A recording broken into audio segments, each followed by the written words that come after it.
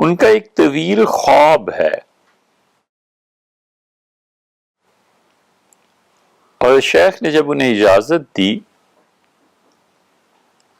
تو انہوں نے خواب اپنا ایک لکھا اپنی ذاتی ڈائری میں. یہ وہ چیزیں تھیں جو ان کے وفات کے بعد کھلی. اس میں لکھا ہے کہ رنگین نقشے تھے 4 ملکوں کے، اور اس میں سے ایک پاکستان کا نقشہ تھا. اور مجھے کہا گیا کہ ان تمام ممالک کی ہدایت اس کا ذریعہ تم ہو. اس لیے ہم جب یہ پڑھتے ہیں نا کہ حضرت معین الدین چشتی رحمۃ اللہ علیہ روضہ مبارک پہ حاضر ہوئے تو حضور صلی اللہ علیہ وسلم نے فرمایا ان سے کہ بے رو و ملک ہند بے گیر جاؤ اور ہندوستان کو سنبھال لو.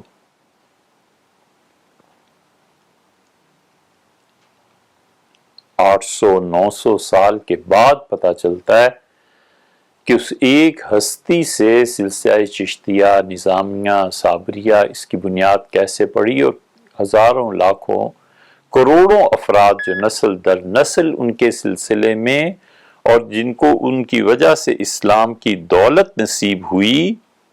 یہ سب کیا ہے؟ یہ ایک فکرہ تھا. حضور صلی اللہ علیہ وسلم نے فرمایا تھا ان سے، تو انہیں کہا کہ یہ دیکھ لو، اور یہ پاکستان میں جو ہدایت کا نظام ہے تمہارے حوالے.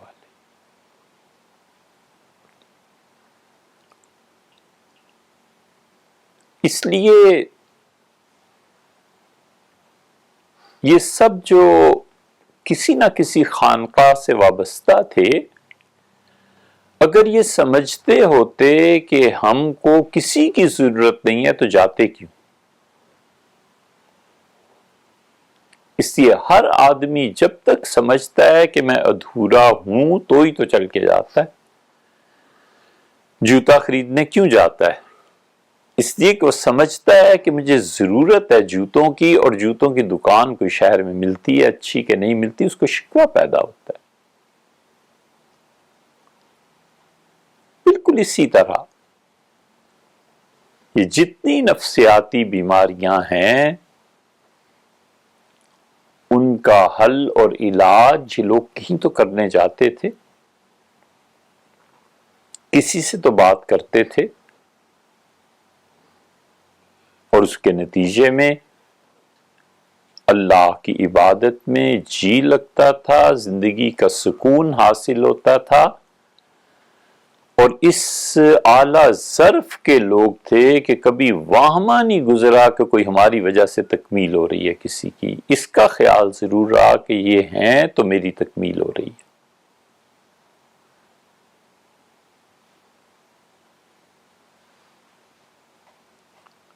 رائے پور خانقاہ تھی، ایک خط ہم نے پڑھا حضرت شیخ کا.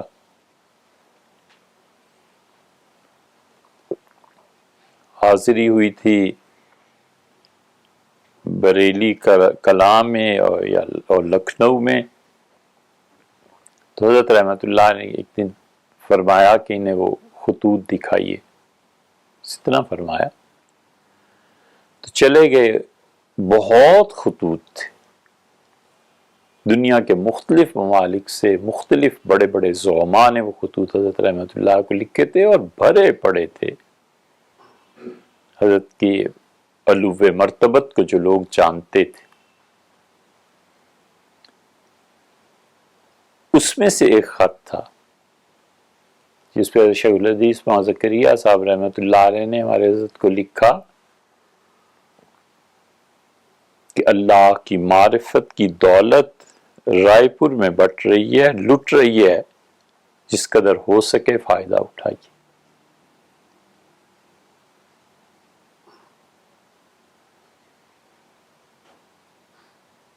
اتنے گمسم، اتنے خاموش. رائے پور کے جتنے بزرگ تھے کوئی شہرت کی طلب نہیں، کوئی اپنی ذات کا ادعا نہیں، کسی ناحیے کسی پہلو سے یہ ہونے ہی نہیں دینا کہ میری کوئی حیثیت ہے. اتنے مٹے ہوئے لوگ، وہ جو 1000 مجاہدوں سے کبر سے نجات اور اپنی شخصیت اور اپنی انا سے نجات ملتی ہے، وہ 1000 مجاہدوں سے بڑھ کر وہ صرف بیعت ہی وہاں ہو جاتی تھی جس کی، اس پہ یہ رنگ غالب آ جاتا تھا کہ میں کچھ نہیں. کروڑوں عبادتوں سے افضل یہ جذبہ کہ میں کچھ نہیں.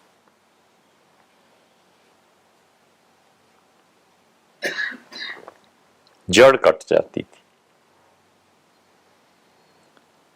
لیکن وہ اتنی بڑی جگہ تھی کہ حضرت مدنی رحمۃ اللہ علیہ کے جب انتقال ہونے لگا تو بار بار اس سے پہلے اظہار فرماتے تھے کہ رائے پور کی خانقاہ میں کچھ دن گزار. وہاں تھا کیا؟ چھپر،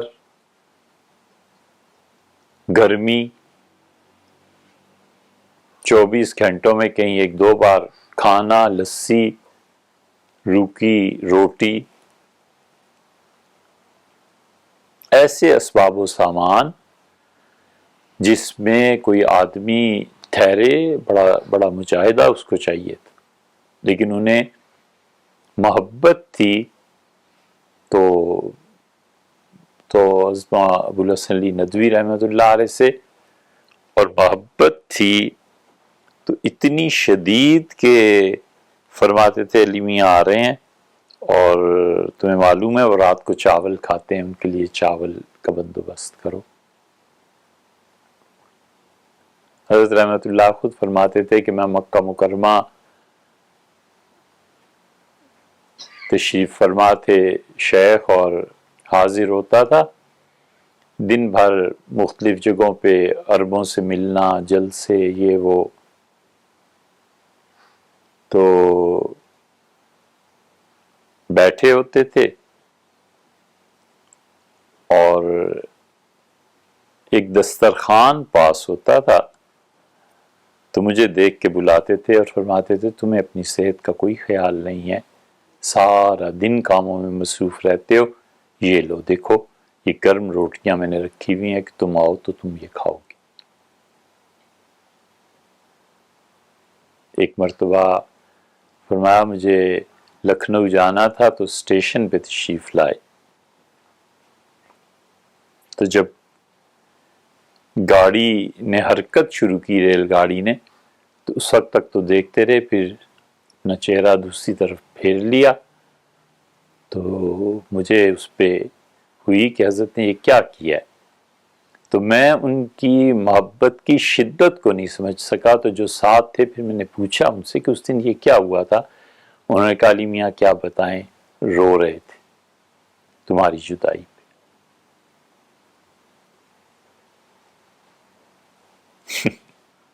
محبتوں کا یہ مقام. ایک دن ہم نے بھی پوچھا، ہم نے عرض کیا کہ حضرت آپ کی کتابوں میں تحریرات میں اتنا اثر کیسے ہے؟ دل میں اگر خدا کی محبت ہو اور کسی درجے کا بھی تزکیہ حاصل ہو تو وہاں ابو الحسن علی ندوی رحمۃ اللہ علیہ کی بعض کتابیں ایسی ہیں کہ ان کو پڑھ کے آدمی اپنے آپ کو قابو میں نہیں رکھ سکتا. فرمایا کہ مسکرائے اور پھر ہماری طرف دیکھا اور پھر فرمایا کہ مجھے ابھی بھی اپنے شیخ کی توجہ اپنے قلم پہ محسوس ہوتی.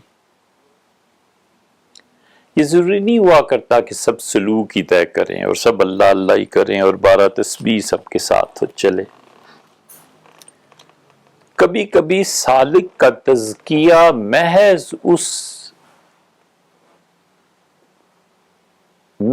اس تدبیر سے ہو جاتا ہے جو شیخ اس کے لیے تجویز کرتا ہے. بس حضرت شیخ مولانا زکریا صاحب رحمۃ اللہ علیہ کو اب یہ دیکھو ایسا تذکرہ چھڑا ہے کہ اس سے ادھر ہو ہی نہیں سکتے، لیکن نکلتے ہیں. شیخ کو ان کے شیخ نے کہا مولانا خلیل احمد صاحب سہارنپوری رحمۃ اللہ علیہ نے کہ ابو داؤد جب تک حضرت زندہ تھے میرے شیخ یعنی مولانا رشید احمد صاحب گنگوئی رحمۃ اللہ علیہ اس وقت تک تو حضرت سے پوچھ لیا کرتے تھے، اب ان کے بعد کوئی تمہارے والد تھے مولانا یحییٰ صاحب رحمۃ اللہ علیہ ان سے پوچھ لیا کرتے تھے، اب ان کے بعد کوئی آدمی ایسا رہا نہیں تو مولوی صاحب ابو داؤد کی ایک شرح لکھی جائے۔ تو انہوں نے شرح لکھوانی شروع کر دی، وہ ایک الگ قصہ ہے، ابو داؤد کی شرح لکھی گئی، انہوں نے اپنی جوانی میں لکھی، اسے چھپوایا، اپنی شیخ کی محبت اور سب چیزوں عنایات ان کے شامل حال رہیں۔ حضرت تھانوی رحمۃ اللہ علیہ نے غالباً پہلی مرتبہ شیخ مولانا زکریا صاحب رحمۃ اللہ علیہ کو اس حال میں دیکھا تو فرمایا ان کے شیخ حضرت مولانا خلیل احمد صاحب سہارنپوری رحمۃ اللہ علیہ بھی عجیب آدمی تھے، کتاب لکھواتے لکھواتے پورا سلوک طے کرا دی۔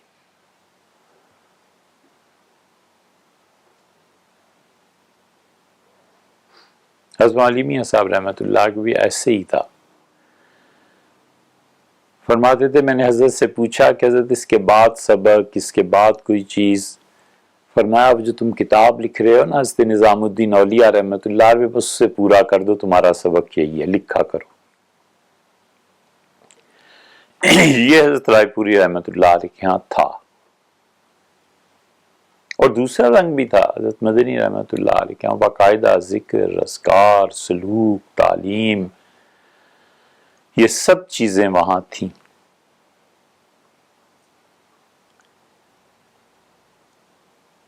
مولانا ثانی رحمۃ اللہ علیہ کی جب باری آئی تو حضرت شیخ نے مولانا زکریا صاحب رحمۃ اللہ علیہ نے بس ذکر اذکار میں اتنا نہیں کہ باقاعدہ سلوک اور انہوں نے فرمایا یہ لکھو، انہوں نے لکھا اور بہت اچھا لکھا، بہت حق ادا کیا لکھنے کا۔ شیخ کے خلیفہ بھی تھے، شیخ کو ان سے بہت محبت تھی۔ ایک موقع پہ کسی نے شیخ کی طبیعت خراب تھی، کسی نے روک دیا کہ حضرت ابھی آرام کر رہے ہیں، تو اس کے بعد مجلس میں جب پتہ چلا بہت ناراض ہوئے شیخ، اور بلایا اور فرمایا ثانی ایک تم اور ایک اور صاحب کا نام لیا، غالباً انہی کے بھائی کا، فرمایا تم دونوں کو کوئی نہیں روک سکتا، میں جس حال میں ہوں جہاں ہوں سیدھا میرے پاس آؤ اور ملو۔ یہ سب لوگ جو رائے پور جاتے، مولانا الیاس صاحب رحمۃ اللہ علیہ،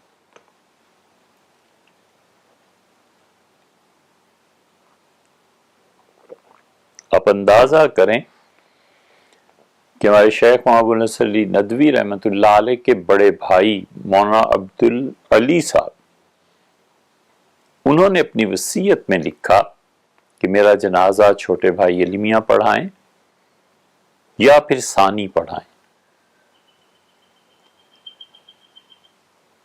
عین جنازے کا وقت آ گیا ان کا، حضرت علی میاں صاحب رحمۃ اللہ علیہ تھے نہیں، تو جنازہ پڑھانے کے لیے ثانی وصیت کے مطابق آگے بڑھے، تو جیسے ہوتا ہے وہ مجمع کو دیکھ رہے تھے اور ان کی نظر پڑی مولانا عبدالشکور صاحب لکھنوی رحمۃ اللہ علیہ۔ مولانا عبدالشکور لکھنوی کو ہم لوگ نہیں جانتے وہ کتنے بڑے آدمی تھے، لوگ حضرت تھانوی رحمۃ اللہ علیہ کا کہتے ہیں، مولانا الیاس صاحب رحمۃ اللہ علیہ کہتے تھے کہ جس طرح تمہارے اس پنجاب میں ان علاقوں میں مولانا تھانوی کا ہے مقام، وہ مقام ہندوستان میں لکھنؤ کاکوری اور ادھر کے علاقوں میں مولانا عبدالشکور صاحب اسی مقام کے آدمی، مولانا الیاس صاحب رحمۃ اللہ علیہ کی شہادت۔ مولانا عبدالشکور لکھنوی رحمۃ اللہ علیہ نے رد شیعت پہ جو کام کیا ہے اور انہوں نے جن فتنوں کو روکا ہے، اور وہ بھی لکھنؤ میں جو اہل تشیع کا مرکز تھا، اور جتنی شاندار ان کی وفات ہوئی ہے اور جتنی شاندار زندگی انہوں نے گزاری ہے، بس تصور ہی کی بات۔ حضرت فرماتے کہ ہمارے شیخ شاہ عبد القادر صاحب رائے پوری رحمۃ اللہ علیہ کو بیٹھنے میں معذوری تھی، اور حضرت کے ہاں اپنے حالات یہ سارے رائے پور میں بہت اخفا، پتہ ہی نہیں چلتا تھا کسی کو کہ کیا بیت رہی ہے، کیا گزر رہی ہے، کیا ہو رہا ہے، کوئی اظہار کا تھا ہی نہیں، چپ، خاموشی۔ تو اطلاع آئی کہ مولانا عبدالشکور صاحب رحمۃ اللہ علیہ کا انتقال ہوا ہے، تو شیخ جو دو آدمیوں کے بغیر اٹھ نہیں سکتے تھے، اتنی شدید یہ خبر تھی، جھٹکا لگا جیسے انہیں اٹھ کے بیٹھ کے صرف اتنا فرمایا کہ مولانا عبدالشکور صاحب کی روح کو لینے کے لیے، اور اس کی مراد یہ تھی کہ اس کو خوش آمدید کہنے کے لیے، ویلکم کرنے کے لیے اسے سیدنا ابو بکر اور عمر رضی اللہ عنہ نہیں آئیں گے تو پھر کیا میں اور تم جائیں گے؟ کشف کی یہ نسبت اور قوت بہت زیادہ تھی حضرت،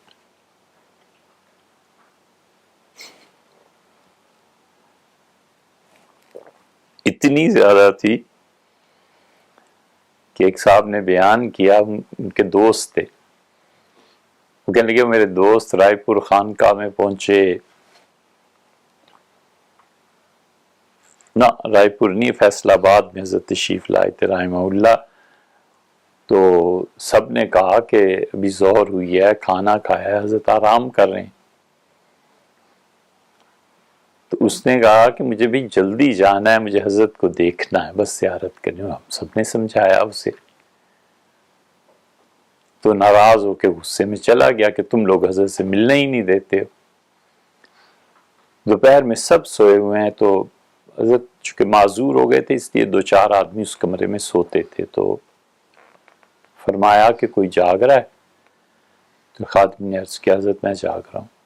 فرمایا جاؤ باہر اور جو بھی مجھ سے ملنا چاہتا ہے اسے لے آؤ۔ باہر آ کے دیکھا کوئی بھی نہیں تھا، خانقاہ بالکل یا جہاں ٹھہرے ہوتے لائل پور میں سب سناٹا، گرمی پر۔ فرمایا جاؤ پھر دیکھو۔ وہ کہتے ہیں میں حضرت کے اصرار پہ جب گیا تو دیکھا ایک جگہ سے ہچکیوں کی آواز آ رہی ہے، تو اس کو فصل لگی ہوئی تھی کچھ، اس سے اٹھایا، میں نے کہا کیا بات ہے؟ اس سے کہا حضرت سے ملنا ہے، اور تم لوگ ملنے نہیں دیتے۔ میں نے کہا تمہارے شیخ یاد کر رہے ہیں، تو میں لے گیا، تو حضرت نے ہاتھ ملایا اور فرمایا اللہ کے بندے یہ کیا کیا تم نے؟ میں بھی خدا کا بندہ ہی ہوں، میرا ملنا، مجھے دیکھنا کیا ایسی چیز تھی کہ اتنی بڑی بڑی ہستیوں کے واسطے اللہ کو دے رہے ہو؟ دیکھو جب بھی آؤ دستک دیا کرو اور مجھ سے مل لیا کرو۔ تو ہم نے اس سے پوچھا اس نے کہا خدا کے نیک بندوں میں سے کوئی نہیں رہ گیا تھا جس کا واسطہ نہ دیا ہو کہ خدایا فلاں کے صدقے میں حضرت سے ملا دے۔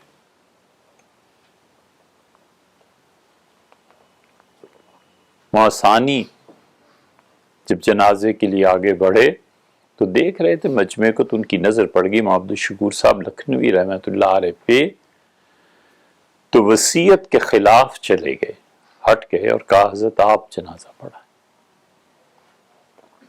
اتنا ادب، احترام، اپنی ذات کی نفی اور دوسروں کو آگے کرنا، یہ ایک مزاج ہے۔ اس لیے دنیا میں کبھی بھی نہیں ہوتا کہ کوئی شخص سوائے انبیاء علیہ الصلوۃ والسلام کے پوری شخصیت رکھتا ہو۔ نبوت ہے جو پوری حجت ہے، اور نبوت ہے جو شخصیت پوری ہوتی ہے، وگرنہ ہر شخص اپنی تکمیل میں دوسرے کا محتاج ہوتا ہے۔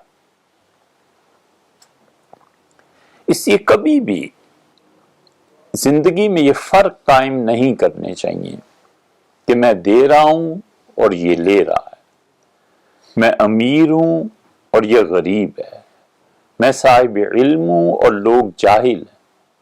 ارے یار یہ جو جاہل ہے نا، 4 دن تمہاری بات نہ سنے تو پھر دیکھیں تمہارا علم کہاں جاتا ہے۔ اور باریک بات یہ ہے کہ ہمارے دور میں یہ بعض لوگوں کو جو ایک ہے سخت لفظ خبط سما جاتا ہے نا کہ ہم اس میں ثواب ہے بہت زیادہ، تو جو ثواب ہے وہ اس تصور کے بغیر بھی تم حاصل کر رہے ہو کہ میں بڑا ہوں اور یہ چھوٹا ہے، میں امیر ہوں اور یہ غریب ہے، یہ کبر کی ایک چھپی ہوئی شاخ ہے کہ اپنے آپ کو ذہنی طور پہ لوگوں سے بلند تر سمجھنا، کہ میرا جو مقام ہے نا، وہ کہتا ہے اللہ کے فضل سے، اللہ کی مہربانی سے، بالکل ٹھیک ہے اللہ کا فضل اور مہربانی، لیکن بغیر ضرورت کے اپنے آپ کو بڑا سمجھنے کی لت کیوں لگ گئی ہے؟